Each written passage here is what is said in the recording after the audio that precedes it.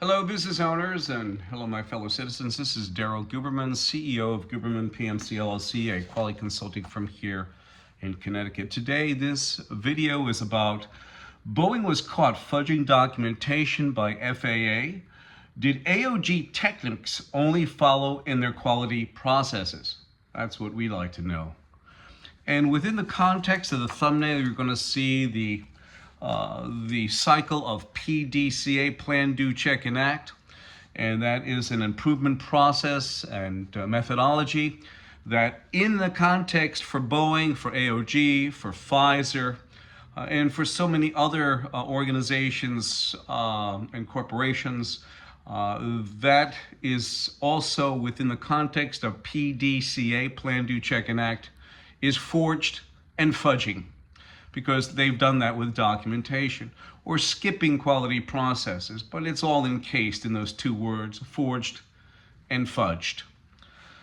Today we're going to get into that. My background, just to let you know, is aerospace, medical implants, medical materials, printing, and plastic distribution, where we dealt with just about every facet of industry. And we've been open for 12 years business under Guberman PMC LLC, assisting companies in manufacturing and quality, and also NADCAP special processes, along with ISO and all standards within the ISO family. And here we go.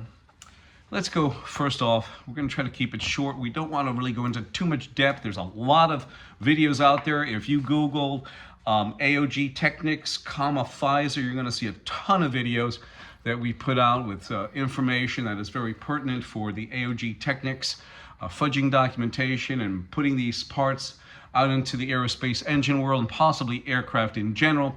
My feeling is that those parts migrated not just into the Sarafan engines, which is Sarafan GE, which is a CFM, which is a collaboration of both GE and the French company Sarafan, but my feeling is that it got migrated into other aircraft engines as well.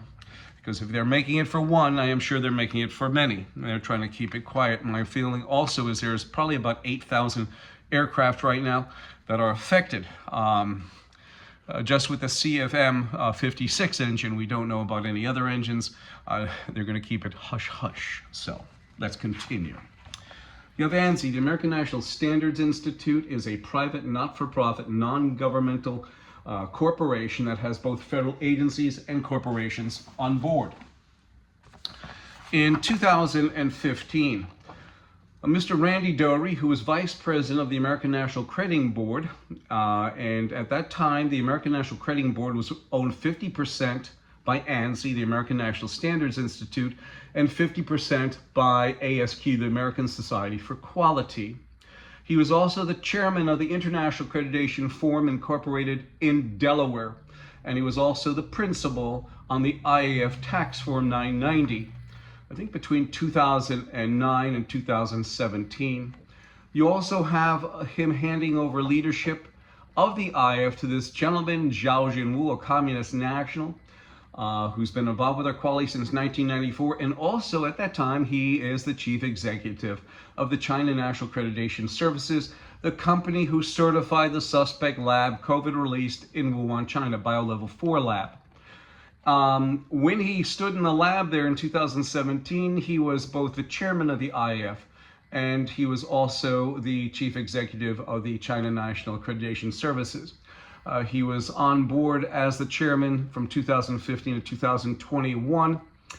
There was a Miss Pamela Sale, the vice president of laboratory accreditation, who gave under deposition during 2017 that from one laboratory to another there are variances. They don't have really protocols that they go to, and you have to ask yourself, why are they issuing a quality certificate? We're going to take this got right off the ANAB website. What is accreditation? It is third-party attestation. They're attesting to this, to a conformity assessment body conveying formal demonstration of its competence and consistent operation and impartiality in performing specific conformity assessment activities. You will find government agencies, and you will also find 7 registration companies who sit on ANSI right over by ANAB, the accreditation body that these organizations use. Some of them are even using those 7 different registrars as the registrars who are accredited by ANAB, so there is none. There is no impartiality whatsoever. Is accreditation mandatory? This is also on ANAB's site, ANSI-ANAB. Accreditation is voluntary. Accreditation by ANAB provides an exemplary level of credibility, integrity, and trust. Well, ANSI and ANAB are underwriters for the International Accreditation Forum and also in Delaware.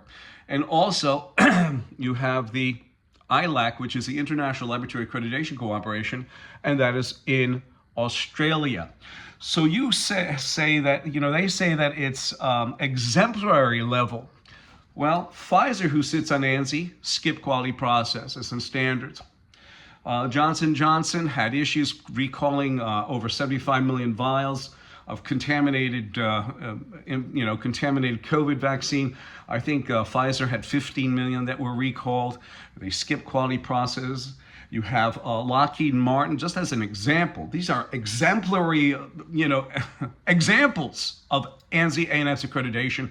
And I'm not just saying ANSI-ANAB. Any company, any international accreditation body sits on the International Accreditation Forum. And they are, it's unbelievable. They are representative of ANSI-ANAB. They are equivalent to an ANSI-ANAB accreditation, which means any failure within the system under those accreditation bodies, ANSI-ANAB are liable. They used to say we only certify the system. By them saying now that they are underwriters, they accept full responsibility. So would you call that credible? How about this? Lockheed Martin with their LCS Littoral Battleship, complete mess of that program. They have complaints, a lot of information out there. You also have the factor that the F-35 can't be worked on by the military men and women. They have to go get people from Lockheed to work on this aircraft. And 25%, I think, 50% of the F-35s are ready for action, which is not good. They usually go to 75%, not good at all. F-35 is a dog of an aircraft, not good at all.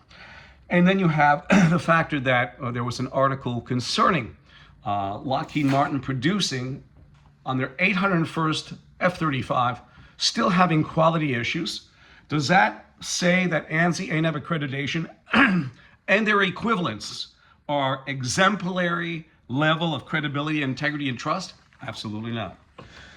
Sitting on ANSI-ANAB is the CDC, NIH, and this is only a couple. I'm not going to go into detail. USDA, Department of Justice, Department of Transportation. This is a good one. FBI, Christopher Wray, director, states under deposition 2022. He says that we must maintain vigilance over China. It's a detriment to American society. Yet his agency was watched over and controlled by Communist China through their membership of ANSI-ANAB, since ANSI-ANAB sat on the IF that was controlled by Communist China. What a joke. And his organization, by the way, got hacked during that time. You have the Department of Defense. Nice. So when they talk about cybersecurity with NIST SP 800 and CMMM and CMMC and ISO 27001, when you have these organizations so entwined with ANSI, you have the cybersecurity issue. None of these, especially NIST, SP 800, and they don't work. FDA. In fact, FDA approved ANAB. They sat on ANAB's board, and they approved ANAB for third-party audits. Isn't that nice? You have PFIZER. PFIZER sitting on ANSI, and they skip quality processes. Isn't that nice? So does this show you an exemplary accreditation that you can attest the quality and competency? No, you can't. You also have Johnson & Johnson. Johnson & Johnson, they had batches that were taken back. That 60 million is actually 75 million. In 2013, I gave a speech at the American Society for Quality. There was a gentleman, a Mr. David Levy there. And he said, and you can read it down here, he said, there is no restriction on you doing business unaccredited or accredited. And as I said before, ANAB has no problem with what you're doing. In fact, we support you, sir. I didn't need their support. It got even worse, okay? Randy Doherty, at the time, he was a technical advisor in 2016 when he wrote us. And he said, I note there is nothing that would prevent your accreditation body from applying to become an IF member, and there's nothing that would prevent you from seeking accreditation by ANAB or another IF member accreditation body. This is all voluntary. So business owners, as a proud American, do you think that I was going to join in 2016 when you had this cybersecurity issue guy who is mandated by his country of origin, Communist China, to take your data through the China National Intelligence Law, Article number 7? Absolutely not. IAF and ILAC are sister organizations. You have ANSI that took over complete control over ANAB in 2018. At the time between 2015 and 2021, ANSI-ANAB sat on the IAF, being a conduit for China, since China was watching over them at that time, taking our data, giving it away. State Department, Department of Defense, CDC, NIH, etc. ANAB has over 10 different registrars in China that can issue an ANAB accredited certification. You also have the factor that ANAB, ANSI are underwriters for the IAF and ILAC. That means they take all legal responsibility. And I'm just going to hold this there for a second. If you want, you can stop the video and read it.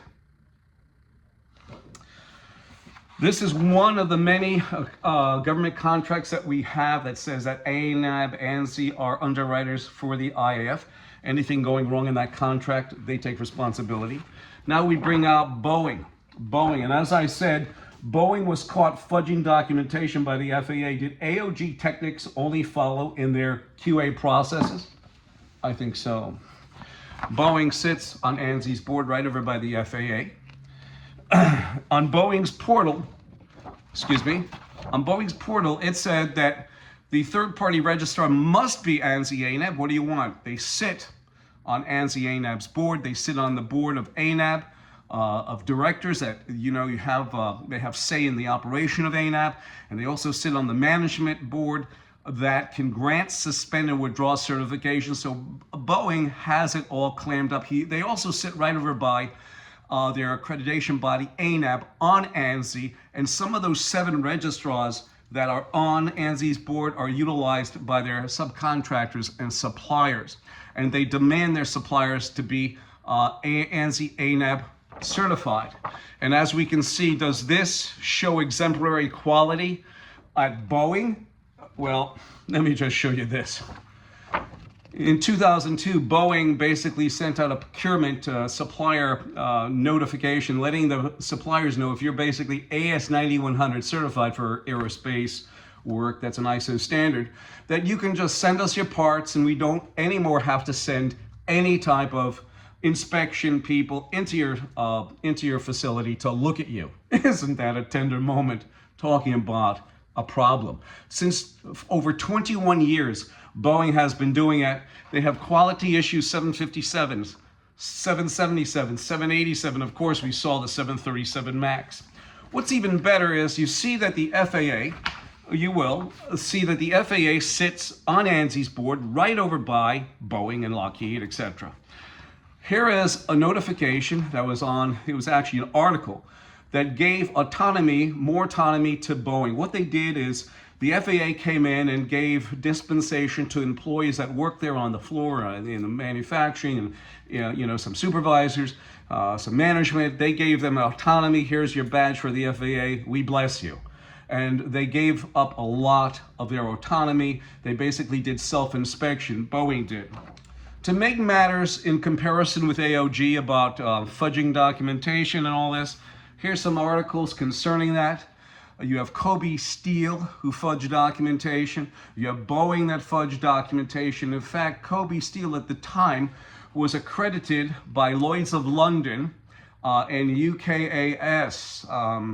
That's one of the bodies that they had certifying the steel/welding department at Kobe Steel.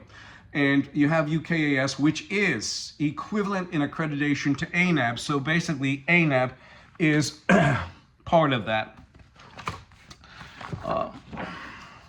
This also came off the ANAB website. Accreditation inspection provides assurance of technically competent service and consistently reliable results, reducing costs and lowering risks. It is key in demonstrating that products, equipment, structures, and systems meet required specifications. Government and industries around the world are increasingly required to use accredited inspection services. And you know why? Because I guess they're taught to fudge documentation. Just like AOG Technics, you have PFIZER who fudge documentation, as I showed you, skip quality processes. And the worst thing of all, my fellow citizens, business owners, is that these companies, corporations, sit on ANSI's board, right over by federal agencies that get them off the hook every time there's a plane crash, a medical issue, a car crash, whatever. It is absolutely abominable. And of course, you have the FAA sitting right by them, who seceded inspection to Boeing in 2009. My telephone number is 203-556-1493 or Daryl, tqrs@yahoo.com. These videos are long because you have to get the information up in your head. Because when speaking the truth, as Thomas Paine said, it is like administering a medication to the dead. And ANSI and ANAB can tell you all kinds of bullshit, but we have it here. They should be taken to task. In fact, I asked Congress to take ANSI and ANAB to task, and I will be their expert witness. Because once I go to Washington, which is very difficult because our congressmen and senators are all getting supplied money from Lockheed Martin. I show that in my deposition video, which is on my YouTube channel. It is disgusting. Can't our congressmen and senators and women and all that be impartial? Take a look at Connecticut.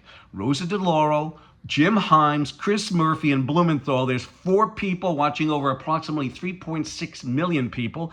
That means 900,000 people each they look over. And you know something? Thomas Paine had said this last, and I'm going to leave it with you because he said this 300 years ago plus. And it's just like yesterday.